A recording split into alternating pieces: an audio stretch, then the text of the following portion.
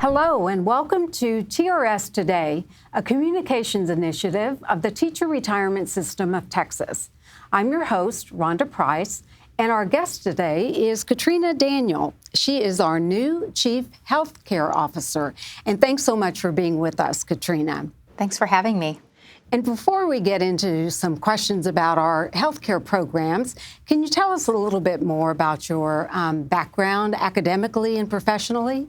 Sure. Well, first of all, I'm really excited to be here at TRS, and I'm thrilled to be a part of a team that is dedicated to providing meaningful healthcare benefits to our participants in the most cost-efficient way possible. So, yes, I've worked in government for quite some time. Before I came to TRS, I was at the Texas Department of Insurance for about a decade, most recently as the Associate Commissioner over the Life Accident and Health Program, where we regulated life insurance products, health insurance products, annuity products, and ensured all of those products complied with state consumer protection requirements. But beyond that, I've worked in government and healthcare policy for about 20 years. I've worked in the state legislature for the House of Representatives, the Texas Senate, and for a legislative oversight committee. And I've been a nurse for 25 years. I've studied public health, so have really focused on access to healthcare coverage and quality of healthcare for almost my entire career. Well, Katrina, recently the Texas Legislature passed new laws that affect TRS-Care and our members and retirees. To what extent did these changes impact TRS-Care and TRS-ActiveCare? So first, I want to mention that the legislature appropriated $768 million to TRS-Care for the upcoming biennium for 2016 and 2017, and that was to address a funding shortfall. What that did for TRS is it helped us to hold the line on premiums for care. But beyond that, the legislature recognized some issues that we're having with the health plans, and so they created a select committee that will work during the interim to address certain issues. And it'll be a committee made up of both House members and Senate members, 3 House and 3 Senate members. And we'll be working closely with them as they look at the long-term sustainability of both of our plans and make recommendations to the 85th Legislature in 2017. How would you characterize the challenges facing TRS-Care and TRS-ActiveCare? Rhonda, that's a great question. Affordability is a challenge that all health plans have, regardless of the environment in which they operate. Commercial health plans, other large employer health plans, and publicly funded plans similar to the one at the Teacher Retirement System. We recognize, though, for our participants, the cost of health care is a significant issue. So, for example, for our retirees in TRS-Care, their income is fixed, and so contributing any more to the increasing cost of care or their coverage is a very big challenge. Likewise, for our active public education employees who participate in the Active Care program, they have limited income as well, and they've been bearing the overall burden of increases because the state and local contributions have remained relatively constant over the last 12 years. So we're very sensitive to that here at TRS. Our staff does everything that we can to employ strategies to control costs where we can while still trying to maintain meaningful benefits. But the solution to addressing more affordable coverage is really something that we can all work on. And one of the things I'd like to do is talk more about communication to our participants so that they can understand how to make the best use of their benefits and be informed consumers of health care. You mentioned the Select Committee on Healthcare established during the session. What will be the focus of that committee, and how will its members solicit public comments? So the committee hasn't yet been formed, But when they begin their work, they've been given a specific charge by the legislature. They've been told to look specifically at three things, and I want to consult my notes so that I make sure I get that right. But they are charged with looking at the financial soundness of the plans, with the cost and affordability of plan coverage, and the availability of network coverage, so physicians and providers in the health plan networks. And beyond that, for the ActiveCare plan, the legislature has charged the committee to look at the possibility of having districts be able to opt out of participation once they've decided to opt in, and whether or not, and what impact that would have on the plan, and then whether or not there should be any limitations placed on the ability to come back into ActiveCare once a district has opted out.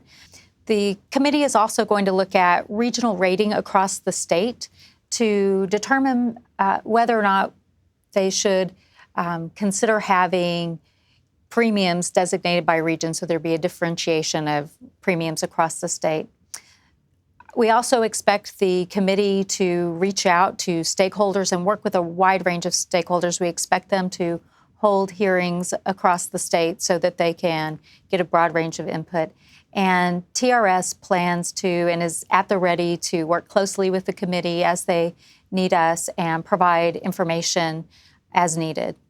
Well, TRS recently announced an October 22nd town hall meeting on healthcare issues, which will be webcast live. What can you tell us about that meeting and how it relates to the work of the Select Committee from the legislature? Rhonda, we're really excited about the upcoming town hall. We've talked about this. We're in the planning stages right now, and we're excited about using technology to make the broadcast available for people who can't be here at the town hall. We're also going to make it, as you mentioned, interactive so that people can write their questions in and we'll answer them live during the town hall. We plan to give some background and describe sort of the state of our health plans, and then put that in the context of the overall healthcare market. And then we will seek input from stakeholders and participants who are both present and who communicate with us over the web. And we hope that the committee will find the information that we gather and the data that we gather useful as a foundation for the work that they will begin soon. What is your impression of TRS since joining the agency, and what initiatives do you envision in the near future? One of the things I've been most impressed with is the dedication and commitment of the team who is working on the health benefits that we provide our participants. TRS is one of the largest purchasers of health coverage in the state and even in the country. We know that, and our vendors know that. So on the front end, we have a team, albeit a small team, who is working to put in place the most competitive contracts that offer the best benefits for our participants possible.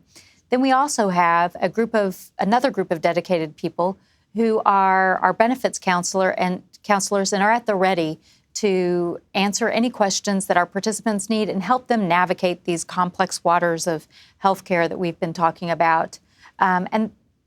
For those reasons, that's why I want to place a particular emphasis on increasing communications to our participants.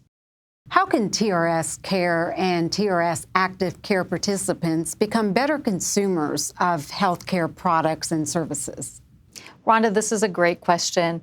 We've talked several times about the issue of cost and affordability in healthcare. It's an issue across the entire health coverage market, and TRS is not immune. So if we're all to be part of the affordability solution, we need to think about ways to be wise consumers of health coverage. Here are three strategies. If you can, stay healthy and stay active. Having more healthy lives in our health plans helps the individual, obviously, but then helps the overall cost of the health plan. And if you do need healthcare services, try to do a little research if you have the time. You can look at our website or the website of your health plan and make choices of in-network providers or other cost-effective choices. In the long run, that will save the participants on out-of-pocket cost, and overall, it helps save the plan cost. And if you are managing a chronic condition, work closely with your healthcare professional team to manage it to the best of your ability. Not only will that make you healthier in the long run, but it will also save our plan cost. I look at quality of healthcare and cost savings as two sides of the same coin. It's a win-win for both of us. So how can members best stay informed of healthcare-related information from TRS? So we've talked about some of those strategies. Obviously, keep a close eye for any official communication from TRS on TRS-Care, ActiveCare. And for ActiveCare participants, they should look for communications from their employer, school district, or whomever. And then look for some of the strategies that we've talked about, the new strategies that we plan to employ in the coming months. Well, we're certainly excited to have you here at TRS, and we thank you for joining us today. Well, I'm thrilled to be here. Thank you, Rhonda.